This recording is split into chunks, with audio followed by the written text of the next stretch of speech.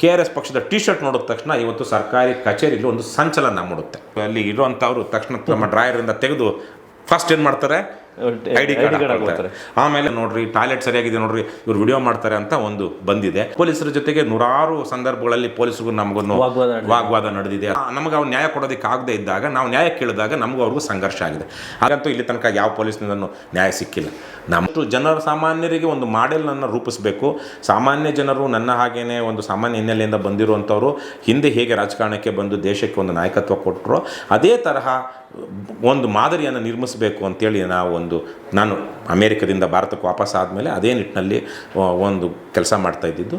ಅದು ನನ್ನ ರಾಜಕಾರಣ ನನ್ನನ್ನು ಎಲ್ಲೆಲ್ಗೋ ಕರ್ಕೊಂಡು ಹೋಯ್ತು. ನಾನು ಮೊದಲಿಗೆ ದೇಶಕ್ಕೆ ವಾಪಸ್ ಬಂದ ಮೇಲೆ ಲೋಕಸತ್ತಾ ಅನ್ನುವಂಥ ಪಕ್ಷವನ್ನು ಸೇರಿಕೊಂಡೆ. ಡಾಕ್ಟರ್ ಜಯಪ್ರಕಾಶ್ ನಾರಾಯಣ್ ಅನ್ನುವಂಥ ಒಬ್ಬನಿವರು ಅಂದರೆ ವಾಲಂಟ್ರಿ ತಗೊಂಡಿದ್ದಂಥ ಅವರು IAS ಆಫೀಸರ್, ಅವರು MBBS ಡಾಕ್ಟರು IAS ಆಗಿದ್ದರು.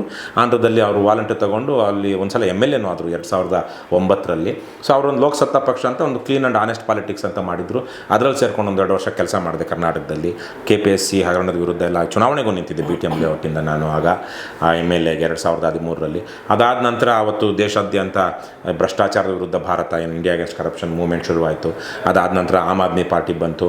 ಆವಾಗ ಆ ಲೋಕಸತ್ತಾ ಮತ್ತು ಆಮ್ ಆದ್ಮಿ ಮರ್ಜ್ ಆಗಬೇಕು ಅಂತ ಬಂದು ಯಾವುದಾದ್ರು ಕಾರಣಗಳಿಂದ ಲೋಕಸತ್ತವನ್ನು ನಾವು ಚುನಾವಣೆಗಳಲ್ಲಿ ಇವತ್ತಿರೋ ಸಂದರ್ಭದಲ್ಲಿ ನಮ್ಗೆ ಅನುಕೂಲಕರವಾಗಿಲ್ಲ, ನಾವು ಚುನಾವಣಾ ರಾಜಕಾರಣ ಮಾಡೋದು ಬೇಡ ಅನ್ನುವಂಥ ತೀರ್ಮಾನವನ್ನು ಅಲ್ಲಿ ಹೈದರಾಬಾದಲ್ಲಿ ತಗೊಂಡ್ರು. ಹಾಗಾಗಿ ನಾವು ಅವತ್ತೊಂದಷ್ಟು ಜನ ಆಮ್ ಆದ್ಮಿ ಪಾರ್ಟಿಗೆ ಹೋದ್ವಿ. ಆಮ್ ಆದ್ಮಿ ಪಾರ್ಟಿಲಿ ಹೋದ್ರೂ ಅದಕ್ಕಿಂತ ಮೊದಲೇ ನಾನು ಯಾವುದೇ ಪಕ್ಷದಲ್ಲಿ ಇಲ್ಲದೆ ಇರೋದಕ್ಕೆ ಮೊದಲೇ ನಾನು ಒಂದಷ್ಟು ಸಾಮಾಜಿಕ ರಾಜಕೀಯ ಹೋರಾಟಗಳು ತೊಡ್ಕೊಂಡಿದ್ದೆ, ಒಂದಷ್ಟು ಪುಸ್ತಕಗಳನ್ನು ಬರೆದಿದ್ದೆ, ಒಂದು ಪತ್ರಿಕೆಯನ್ನು ತಂದಿದ್ದೆ. ಅಮೆರಿಕದಲ್ಲಿದ್ದಾಗಲೇ ಸಾಕಷ್ಟು ರಾಜಕೀಯ ಸಾಮಾಜಿಕ ಚಟುವಟಿಕೆಗಳು ಇದ್ದಿದ್ದರಿಂದ ಆಮ್ ಆದ್ಮಿ ಪಾರ್ಟಿಲಿ ಒಂದಷ್ಟು ಸಮಸ್ಯೆ ಆದಾಗ ನಾವು ಹೊರಗೆ ಬಂದು ಒಂದು ಲಂಚ ಮುಕ್ತ ಕರ್ನಾಟಕ ನಿರ್ಮಾಣ ವೇದಿಕೆ ಅಂತ ಒಂದಷ್ಟು ಸಮಾನ ಮನಸ್ಕರು ಸೇರಿ ಕಟ್ಟಿದ್ವಿ. ಅದಾದಮೇಲೆ ಜಯನಗರದಲ್ಲಿ 2018ರಲ್ಲಿ ನಾನು ವಿಧಾನಸಭಾ ಚುನಾವಣೆಗೆ ಪಕ್ಷೇತರನಾಗಿ ನಿಂತೆ. ಆವಾಗ ತುಂಬ ಕೆಟ್ಟ ಮತಗಳು ಬಂದವು. ಆಗ ನಾವೊಂದಷ್ಟು ಜನ ಸಮಾನ ಮನಸ್ಕರು ಸೇರಿ KRS ಪಕ್ಷವನ್ನು ಸ್ಥಾಪನೆ ಮಾಡೋಣ, ಒಂದು ಭ್ರಷ್ಟಾಚಾರ ರಹಿತವಾದಂತಹ ಒಂದು ಲಂಚ ಮುಕ್ತ ಭ್ರಷ್ಟಾಚಾರ ಮುಕ್ತವಾದ ಕರ್ನಾಟಕವನ್ನು ಕಟ್ಟೋದಕ್ಕೆ ಬಸವಣ್ಣ ನಮ್ಮ ಕುಲನಾಯಕರುಗಳಾದ ಬಸವಣ್ಣ ಮತ್ತು ಕುವೆಂಪು ಅವರ ಆದರ್ಶದಲ್ಲಿ ಕಲ್ಯಾಣ ಕರ್ನಾಟಕ, ಸರ್ವೋದಯ ಕರ್ನಾಟಕ ಕಟ್ಟಬೇಕು ಅಂತೇಳಿ ಆ ರೀತಿಯಲ್ಲಿ ಕೆಲಸ ಮಾಡ್ತಾ ಜನರಿಗೆ ಚೈತನ್ಯ ಮತ್ತು ಸ್ಫೂರ್ತಿ ಕೊಡುವಂಥ ಅಭಿಯಾನಗಳನ್ನು ಮಾಡ್ತಾ ಇವತ್ತೊಂದಷ್ಟು ದೂರ ನಾವು ಕ್ರಮಿಸಿದ್ದೀವಿ. ಇವತ್ತು ರಾಜ್ಯಾದ್ಯಂತ ನೀವೇ ಹೇಳಿದಾಗೆ KRS ಪಕ್ಷ ಮತ್ತು ರವಿಕೃಷ್ಣ ರೆಡ್ಡಿ ಇವತ್ತು ಸಾವಿರಾರು ಜನರಿಗೆ ಸ್ಫೂರ್ತಿ. ಒಂದು ಮೊಬೈಲ್ ಹಿಡ್ಕೊಂಡು ಸಹ ನಾವು ನಮ್ಮ ಮಕ್ಕಳನ್ನು ರಕ್ಷಣೆ ಮಾಡ್ಕೊಳ್ಬೋದು. ಸರ್ಕಾರಿ ಅಧಿಕಾರಿಗಳು ನಮ್ಮ ನೌಕರರು ನಾವು ಕಟ್ಟುವ ತೆರಿಗೆಯಲ್ಲಿ ಅವರಿಗೆ ಸಂಬಳ ಕೊಡ್ತಾ ಇದೆಯೇ ಹೊರತು ಅವರೇನು ನಮಗೆ ಫೇವರ್ ಮಾಡ್ತಾ ಇಲ್ಲ. ಅವ್ರು ನಮ್ಗೆ ಯಾವುದೇ ರೀತಿಯಲ್ಲಿ ಏನು ವಿಶೇಷವಾದ ಅವ್ರು ಮಾಡಬೇಕಾಗಿಲ್ಲ, ವಿಶೇಷವಾದ ಸೇವೆ ಕೊಡಬೇಕಾಗಿಲ್ಲ. ಅವರು ನಮಗೆ ಸಂವಿಧಾನದ ಪ್ರಕಾರ ನಾವು ನೇಮಿಸ್ಕೊಂಡಿರುವಂತಹ ನೌಕರರು, ಅವರು ನಮ್ಮ ಹಕ್ಕುಗಳನ್ನು ಕಾಪಾಡಬೇಕು ಮತ್ತು ನಮ್ಮ ಸೌಲಭ್ಯಗಳು ಏನು ನಾವು ಹಕ್ಕುದಾರರಾಗಿದ್ದೀವಿ ಅದನ್ನು ಕೊಡಬೇಕು ಅನ್ನುವಂತಹ ಒಂದು ಧೈರ್ಯವನ್ನು ಇವತ್ತು ಕರ್ನಾಟಕ ರಾಷ್ಟ್ರ ಸಮಿತಿ ಪಕ್ಷ ರಾಜ್ಯದಲ್ಲಿ ಲಕ್ಷಾಂತರ ಜನರಿಗೆ ಕೊಟ್ಟಿದೆ. ಆದರೆ ಚುನಾವಣೆಗಳಲ್ಲಿ ಅದು ಇಟ್ಸ್ ಎ ಡಿಫ್ರೆಂಟ್ ಬೀಸ್ಟ್. ಯಾಕೆಂದರೆ ಎಲ್ಲ ತರಹ ಇದ್ರೂ ಜನ ಒಂದಷ್ಟು ಸಂದರ್ಭಗಳಲ್ಲಿ ತಪ್ಪುಗಳು ಮಾಡ್ತಾರೆ. ಇನ್ನೂ ಚುನಾವಣಾ ರಾಜಕಾರಣ ವಿಚಾರವಾಗಿ ಕಳ್ಳರನ್ನು, ಕದೀಮರನ್ನು, ದುರುಳರನ್ನು ಬೆಂಬಲಿಸುವಂತಹ ಒಂದು ಪರಿಸ್ಥಿತಿ ರಾಜ್ಯದಲ್ಲಿ ಇವತ್ತಿಗೂ ಮುಂದುವರಿತಾ ಇದೆ. ಅವನು ಕಡು ಭ್ರಷ್ಟ ಅಂತ ಗೊತ್ತಿದ್ರೂ ನಮ್ಮ ಜಾತಿಯವನಾದರೆ ಅವನು ಭ್ರಷ್ಟ ಅಲ್ಲ, ಕರೆಕ್ಟ್, ಅಥವಾ ನಾನು ದುಡ್ಡು ಕೊಟ್ಟವನಾದರೆ ಅವ್ನು ಭ್ರಷ್ಟ ಅಲ್ಲ, ನಾನು ಅವನಿಗೆ ಓಟ್ ಹಾಕೋದು ಅನ್ನುವಂತಹ ಹೀನ ಮನಸ್ಥಿತಿ ಇವತ್ತು ಒಂದು ವರ್ಗದಲ್ಲಿ, ಒಂದು ಸಮಾಜದ ಒಂದು ಕೆಲವು ಹಂತಗಳಲ್ಲಿ ನಡೀತಾ ಇದೆ. ಹಾಗಾಗಿ ನಾವಂತೂ ತೀರ್ಮಾನ ಮಾಡಿದ್ವಿ ನಮ್ಮ ಪಕ್ಷದಲ್ಲಿ ನಾನು ಸೇರಿದಾಗೆ, ನಾವು ಯಾವುದೇ ಕಾರಣಕ್ಕೂ ಚುನಾವಣಾ ಅಕ್ರಮಗಳನ್ನು ಮಾಡೋದಿಲ್ಲ. ಚುನಾವಣಾ ಆಯೋಗ ನಿಗದಿಪಡಿಸಿರುವಂತಹ ಮೊತ್ತ ಏನಿದೆ ಅದಕ್ಕಿಂತ ಹೆಚ್ಚಿಗೆ ನಾವು ಖರ್ಚು ಮಾಡೋದಿಲ್ಲ. ಯಾವುದೇ ಕಾರಣಕ್ಕೂ ಹಣ ಹಂಚಿ ಹೆಂಡ ಕುಡಿಸಿ ಅಥವಾ ಇನ್ನೊಂದೇನೋ ಮಾಡಿ ಓಟ್ ಕೇಳೋದಿಲ್ಲ. ಜನ ಅವ್ರಿಗೆ ಅಗತ್ಯ ಇದೆ, ನಮ್ಗೆ ಒಳ್ಳೆಯವರು ಬೇಕು ಅಂದರೆ ಆಯ್ಕೆ ಮಾಡ್ಕೊಳ್ತಾರೆ. ಇಲ್ಲಾಂದರೆ ನಮ್ಮ ಪಾಡಿಗೆ ನಮ್ಮ ಕೆಲಸ ನಾವು ಮಾಡ್ತಾ ಹೋಗೋಣ. ಜನರಿಗೆ ಏನೋ ನಾವು ಒಳ್ಳೇದು ಮಾಡ್ಬೋಣ ಅಂತೇಳಿ ನಾವು ಕೆಟ್ಟ ದಾರಿ ಹಿಡಿದು ಒಳ್ಳೇದು ಮಾಡೋಕ್ಕೆ ಸಾಧ್ಯನೇ ಇಲ್ಲ. ಹಾಗಾಗಿ ಯಾಕಂದರೆ ಪ್ರಜಾಪ್ರಭುತ್ವ, ಜನಗಳು in a democracy people get the leaders the deserve ಅಂತ ಒಂದು ಮಾತಿದೆ. ಆವತ್ತಿನ ಸಮಾಜಕ್ಕೆ ಅರ್ಹರಾದ ಯೋಗ್ಯರಾದ ಜನ ನಾಯಕರಿರ್ತಾರೆ. ಸೊ ಹಾಗಾಗಿ ನಾವು ಆದರೆ ಅಂತೇಳಿ ಬಿಡೋಕ್ಕಾಗಲ್ವಲ್ಲ, ನಮ್ಮ ಪ್ರಯತ್ನ ನಾವು ಮಾಡ್ತಾಯಿದ್ದೀವಿ. ಇವತ್ತು ಒಂದು ಹಂತದಲ್ಲಿ KRS ಪಕ್ಷದಿಂದ ಸಾಕಷ್ಟು ಆಡಳಿತದಲ್ಲಿ ಬದಲಾವಣೆ ಆಗಿದೆ. ಜನ ಧೈರ್ಯವಾಗಿ ತಮ್ಮ ಸರ್ಕಾರಿ ನೌಕರ ಹತ್ರ ಹೋಗಿ ಕೆಲಸ ಮಾಡಿಸ್ಕೊಳ್ತಾ ಇದ್ದಾರೆ. ಇನ್ನೊಂದಷ್ಟು ಜನ ಈಗಲೂ ಅದೇ ಅಡ್ಡದಾರಿ ಹಿಡಿದಿದ್ದಾರೆ. ಬೇರೆ ಬೇರೆ ರೀತಿಯಲ್ಲಿ ಈಗಲೂ ನಡೀತಾ ಇದೆ, ಇಲ್ಲ ಅಂತ ಹೇಳೋದಿಲ್ಲ. ಆದರೆ KRS ಪಕ್ಷದ ಟಿ ಶರ್ಟ್ ನೋಡಿದ ತಕ್ಷಣ ಇವತ್ತು ಸರ್ಕಾರಿ ಕಚೇರಿಯಲ್ಲಿ ಒಂದು ಸಂಚಲನ ಮೂಡುತ್ತೆ. ಒಂದು ಟಿ ಶರ್ಟ್ ಹಾಕ್ಕೊಂಡ್ರೆ ಒಬ್ಬ ವ್ಯಕ್ತಿ ಹೋಗೋಷ್ಟೊತ್ತಿಗೆ ಎಲ್ಲ ಅಧಿಕಾರಿಗಳು ಅಲ್ಲಿ ಇರುವಂಥವ್ರು ತಕ್ಷಣ ನಮ್ಮ ಡ್ರಾಯರಿಂದ ತೆಗೆದು ಫಸ್ಟ್ ಏನು ಮಾಡ್ತಾರೆ, ಐ ಡಿ ಕಾರ್ಡ್ ಹಾಕ್ತಾರೆ. ಆಮೇಲೆ ಬಂದವ್ರನ್ನ ಕೂತ್ಕೊಳ್ಳಿ ಅಂತ ಹೇಳ್ತಾರೆ. ನೀರು ಫೆಸ್ಟ್ ಅವ್ರು ಯಾರೋ ಒಬ್ಬ ಅಲ್ಲಿ ನೀರಿದೆಯಾ ನೋಡ್ರಿ, ಟಾಯ್ಲೆಟ್ ಸರಿಯಾಗಿದೆ ನೋಡ್ರಿ, ಇವ್ರು ವಿಡಿಯೋ ಮಾಡ್ತಾರೆ ಅಂತ ಒಂದು ಬಂದಿದೆ.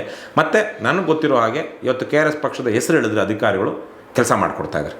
ಇವರು ಲಂಚ ಕೇಳೋದಿಲ್ಲ, ನಮ್ಮ ಹತ್ರ ಬೇರೆಯವ್ರು ಕೇಳೋದಂಗೆ ಮಾಮೂಲು ಕೇಳೋದಿಲ್ಲ, ಯಾವ ತರಹದ ಅಥವಾ ನಮ್ಮಿಂದ ಅಕ್ರಮವಾದದ್ದನ್ನು ಇವ್ರು ಕೇಳೋದಿಲ್ಲ. ನಮಗೆ ಇದು ಮಾಡಬಾರ್ದನ್ನು ನಮ್ಮ ಕೈಲಿ ಇವ್ರು ಮಾಡಿಸಲ್ಲ. ನಾನು ಒಬ್ಬ ಅಧಿಕಾರಿಯಾಗಿ ನೌಕರನಾಗಿ ಏನು ಮಾಡಬೇಕಾಗಿದೆಯೋ ಅದನ್ನಷ್ಟೇ ಅವ್ರು ಕೇಳ್ತಾ ಇದ್ದಾರೆ, ಮತ್ತು ಅವ್ರ ಹಕ್ಕನ್ನಷ್ಟೇ ಕೇಳ್ತಾ ಇದ್ದಾರೆ ಹೊರತು ಅಕ್ರಮವಾದದ್ದನ್ನು ನನಗೆ ಮಾಡಿಕೊಡಿ ಅಂತ ಅವರು ಕೇಳೋದಿಲ್ಲ ಅನ್ನೋದು ಇವತ್ತು ಸಾಬೀತಾಗೋಗಿದೆ. ಯಾಕಂದರೆ ಸಾವಿರಾರು ಕಡೆಗಳಲ್ಲಿ ಇದು ನಡೆದಿರೋದ್ರಿಂದ. ಸೊ ಹಾಗಾಗಿ ಇವತ್ತೊಂದು ಆ ತರಹದ ಒಂದು ಸಂಚಲನ ಸರ್ಕಾರಿ ಅಧಿಕಾರಿಗಳಲ್ಲಿ ಕಚೇರಿಗಳಲ್ಲಿದೆ. ಈಗ ನಾವು ಪೊಲೀಸರ ಜೊತೆಗೆ ನೂರಾರು ಸಂದರ್ಭಗಳಲ್ಲಿ ಪೊಲೀಸರಿಗೂ ನಮಗೂ ವಾಗ್ವಾದ ನಡೆದಿದೆ, ಅಥವಾ ಪೊಲೀಸರು ನಮಗೂ ಏನು ಒಂದು ಇದು ನಡೆದಿದೆ, ಏನು ಅಲ್ಲೊಂದು ಸಂದರ್ಭಗಳು ಸೃಷ್ಟಿಯಾಗಿವೆ. ಆದರೆ ಬಹುತೇಕ ಕಡೆಗಳಲ್ಲಿ ಪೊಲೀಸರು ನಮಗೆ ಗೌರವ ಕೊಟ್ಟು ನಾವು ಹೇಳೋದನ್ನು ಗಮನಿಸಿ ಕೆಲಸ ಮಾಡಿದ್ದಾರೆ. ಆದರೆ ಒಂದು 5-6-10 ಕಡೆಗಳಲ್ಲಿ ಇಲ್ಲಿ ತನಕ ನೋಡಿದಾಗ ಆ ಅಧಿಕಾರಿ ಅಷ್ಟೊತ್ತಿಗೆ ಅವನು ಭ್ರಷ್ಟನಾಗಿದ್ದು ಯಾರಿಗೋ ಇನ್ವಾಲ್ವ್ ಆಗಿಬಿಟ್ಟಿರೋನು ಆಲ್ರೆಡಿ ನಮಗೆ ಅವ್ನು ನ್ಯಾಯ ಕೊಡೋದಕ್ಕೆ ಆಗದೆ ಇದ್ದಾಗ ನಾವು ನ್ಯಾಯ ಕೇಳಿದಾಗ ನಮಗೂ ಅವ್ರಿಗೂ ಸಂಘರ್ಷ ಆಗಿದೆ.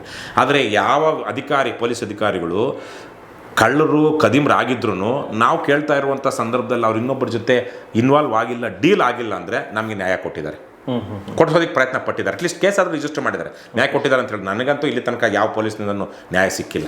ನಮ್ಮ ಮೇಲೆ ಸುಳ್ಳು ಕೇಸುಗಳು ಹಾಕಿದ್ದಾರೆ, ಮತ್ತು ನಾವು ಕೊಟ್ಟಿರೋ ಎಷ್ಟೋ ಕೇಸುಗಳಲ್ಲಿ ಅವರು ಚಾರ್ಜ್ ಶೀಟು ಹಾಕಿಲ್ಲ, ಅದನ್ನು ನಮ್ಗೆ ನ್ಯಾಯನೂ ಕೊಟ್ಟಿಲ್ಲ, ಇಲ್ಲ ಅಂತ ಹೇಳಲ್ಲ. ಆದರೆ ಘರ್ಷಣೆಗೆ ಬಂದಿಲ್ಲ. ಘರ್ಷಣೆಗೆ ಎಲ್ಲಿ ಬಂದಿದ್ದಾರೆ? ಆಲ್ರೆಡಿ ಯಾವನೋ MLA ಹೇಳ್ದ ಅಂತಲೋ, ಯಾವನ ಮೇಲಧಿಕಾರಿ ಹೇಳ್ದ ಅಂತಲೋ, ಅಥವಾ ಇವನೇ ಯಾವನ ಹತ್ರನೋ ದುಡ್ಡು ತೊಗೊಂಡ್ಬಿಟ್ಟು ಇನ್ಸ್ಪೆಕ್ಟರ್ ಆಗಿರೋನು ನಮಗೆ ನಾವು ಕೇಳ್ತಿರೋದನ್ನು ಅವ್ನ ಕೈಲಿ ಮಾಡೋಕ್ಕಾಗಲಿಲ್ಲ ಅಂದಾಗಲೋ, ಇಲ್ಲ ಅವಮಾನ ಆಗ್ಬಿಡ್ತು ಅಂತೇಳಿ ನಮ್ಮ ಮೇಲೆ ಕೇಸ್ ಹಾಕಿದ್ದಾರೆ. ಹಾಗಾಗಿ ಆದರೆ ಪೊಲೀಸರು ನಮಗೆ ಎಷ್ಟೋ ಕಡೆಗಳಲ್ಲಿ ನಿಮ್ಮ ನಿಲ್ಲಿಸಿ ಒಳ್ಳೆ ಕೆಲಸ ಮಾಡ್ತಾ ಇದ್ದೀರಾ ಅಂತ ಹೇಳಿದ್ದಾರೆ. ನಮಗೆ ಡೊನೇಷನ್ನು ಕೊಟ್ಟಿದ್ದಾರೆ, ಕೊಡಬಾರ್ದು, ಆದರೆ ಅವರೇ ಅನಾಮಿಕವಾಗಿ ಡೊನೇಷನ್ ಕೊಟ್ಟಿದ್ದಾರೆ, ಊಟ ತಿಂಡಿ ಕೊಡಿಸಿದ್ದಾರೆ ಪೊಲೀಸರೇ. ಹಾಗಾಗಿ ನಾವು ತುಂಬ ಪಾರದರ್ಶಕವಾಗಿ ಒಂದು ಪಕ್ಷವನ್ನು ನಡೆಸ್ತಾ ಇದ್ದೀವಿ. ಇವತ್ತು ರಾಜ್ಯ ನಮ್ಮ ಉಪಾಧ್ಯಕ್ಷರಾಗಿದ್ದಂಥ SH ಲಿಂಗೇಗೌಡರು ಅವರು ಒಂದು 4 ತಿಂಗಳಿಂದ ತೀರು ಹೋದರು. ಅವರನ್ನು ಸರ್ಕಾರಿ ನೌಕರಲ್ಲಿದ್ದಂಥವ್ರು, ಎಕ್ಸೈಸ್ ಇನ್ಸ್ಪೆಕ್ಟರ್ ಆಗಿದ್ದವರು, ಒಂದು ವ್ಯವಸ್ಥೆ ಬಗ್ಗೆ ಗೊತ್ತಿತ್ತು. ಅವ್ರನ್ನೂ ಸಾಕಷ್ಟು ನಾಯಕತ್ವ ಕೊಟ್ಟು ಇವತ್ತು 2ನೇ ಹಂತದ 3ನೇ ಹಂತದ ನಾಯಕತ್ವ ಇಡೀ ರಾಜ್ಯದಲ್ಲಿ ಇವತ್ತು KRS ಪಕ್ಷದಿದೆ.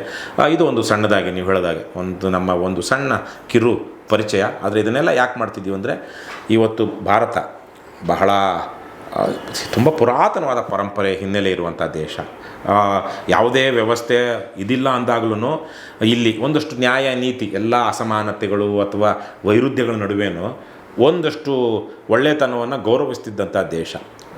ಆದರೆ ಇವತ್ತು ಇಂತಹ ದೇಶ ನಾನು ಕಂಡ ಹಾಗೆ ನಮ್ಮಲ್ಲೊಂದಷ್ಟು ಮೌಲ್ಯಗಳು ನಿಜಕ್ಕೂ ಸ್ವಾತಂತ್ರ್ಯೋತ್ತರದಲ್ಲಿ ಉಳಿದಿದ್ದರೆ ಇಷ್ಟೊತ್ತಿಗೆ ನಾವು ಡೆವಲಪ್ಡ್ ಕಂಟ್ರಿ ಆಗಿರ್ತಾಯಿದ್ವಿ. ಆದರೆ ಕಳ್ಳರು, ಕದೀಮರು, ನೀಚರು ಇವತ್ತು ರಾಜಕಾರಣಕ್ಕೆ ಬಂದು ಕಳೆದ 40-50 ವರ್ಷಗಳಲ್ಲಿ ದೇಶ ತುಂಬ ಬಡತನದಲ್ಲಿದೆ. ಅಥವಾ ತುಂಬ ಬಡತನದಲ್ಲಿ ಅಂತಲ್ಲ, ಇವತ್ತು ಈ ಪರಿಸ್ಥಿತಿಯಲ್ಲಿ ಇರಬೇಕಾಗಿರಲಿಲ್ಲ. ಸಿಕ್ಕಾಪಟ್ಟೆ ಸಂಪತ್ತಿದೆ ದೇಶದಲ್ಲಿ, ಆದರೆ ಅದು ಕೆಲವೊಬ್ಬರ ಹತ್ರ ಮಾತ್ರ ಶೇಖರಣೆ ಆಗಿದೆ. ಮತ್ತು ಯಾವ ಜನ ಹೇಗೆ ದೇಶದ ಗಡಿಯಲ್ಲಿ ಸೈನಿಕರು ದೇಶವನ್ನು ಕಾಯೋದಕ್ಕೆ ಕೆಲಸ ಮಾಡ್ತಾರೋ, ಅದೇ ರೀತಿಯಲ್ಲಿ ದೇಶದ ಒಳಗಡೆ ದೇಶವನ್ನು ಕಟ್ಟೋದಕ್ಕೆ ಸಂಬಳ ತಗೊಂಡು ಕೆಲಸ ಮಾಡೋರು ಯಾರು? ಸರ್ಕಾರಿ ನೌಕರರು. ಇಡೀ ಸರ್ಕಾರಿ ನೌಕರರ ಒಂದು ದೊಡ್ಡ ಗುಂಪು ಅಥವಾ ಒಂದು ಮೆಜಾರಿಟಿ ಜನ ಭ್ರಷ್ಟರು, ಅದಕ್ಷರು, ಅಯೋಗ್ಯರು, ನೀಚರು ಆಗಿಬಿಟ್ಟಿರೋದ್ರಿಂದಾಗಿ ದೇಶವನ್ನು ಕಟ್ಟೋದಕ್ಕಾಗಲಿಲ್ಲ.